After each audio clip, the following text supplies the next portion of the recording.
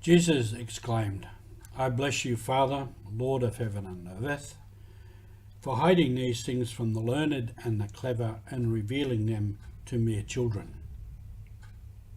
This is our gospel reading for today, and it can teach us much. You're with Roger from the MSC Mission Office, and this is Mission Alive. When I was in Papua New Guinea, many of the village people were not very well educated, or not educated at all, in terms of Western education and schooling.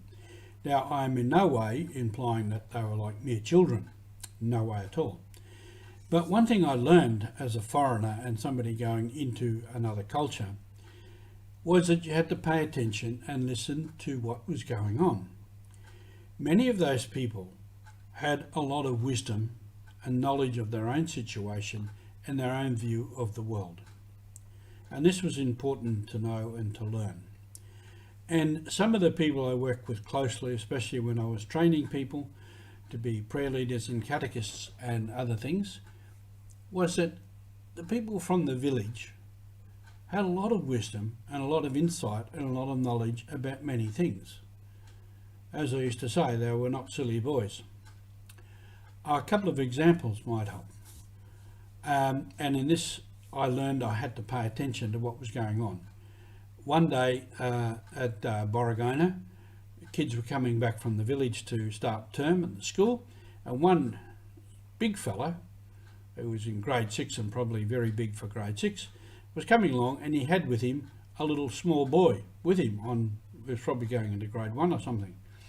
And he said, "Father, this is my uncle. This is my uncle." And I thought, right, very small uncle. And then people would say to me things like, one boy confessed one day, "Father, I disobeyed my mothers and my fathers," plural, mothers and fathers. And then what I learned was, and I asked a few more questions, and I was learning the language at the time, was often in a relationship, the two people in the relationship were referred to in the same way. So a father-in-law and a son-in-law or a daughter-in-law were both known by the term nakimi. And the same with uncle, lalana. The uncle and the nephew were both lalana. So that showed me that their understanding of relationships was something different. What was important was not the two people in the relationship, where we would say uncle and nephew, but the relationship of lalana was important. And often the uncle was an important person in a person's life, and the same with the auntie on the female side. So that was a different way of seeing things, a different world. And then at times too, when we were planning things, I would often, with this group of prayer leaders, I would with them do a planning session. We'd plan our next in-service and our next meeting, and I would plan when I was going on patrol up to their villages, and they would put all that down on their diary, and then we would go out and we'd discuss it backwards and forwards, and they would say, "No, Father, that time for us, this place is not a good time because we have some other event on. We have a bride price on, or we have something on. So not many people will be in the village." And one time they said, "No, Father, we can't come in for in-service at that time because that's just before the wet season, and that's when we would be planting our gardens. So a month later would be good." So we would plan that way. So little by little I learned how much that the people knew and understood about things.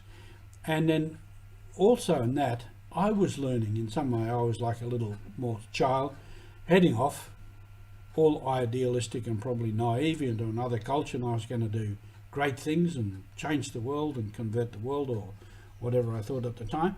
Little by little, the Lord revealed to me many things. and gave me wisdom and learning. And that is part of mission. That's what we had to do. All of us who are expatriate missionaries had to do that. And many of our own Papua New Guinea priests and sisters have to do the same, because they go into another cultural situation within PNG. So that's, and if we're open to that and we can learn and we can grow and progress, then the mission is very much alive, because the people appreciate that. And if we do that all the way along the line in our life, listen to things, listen to people, observe carefully, we will learn. That is mission. Thank you for being with us.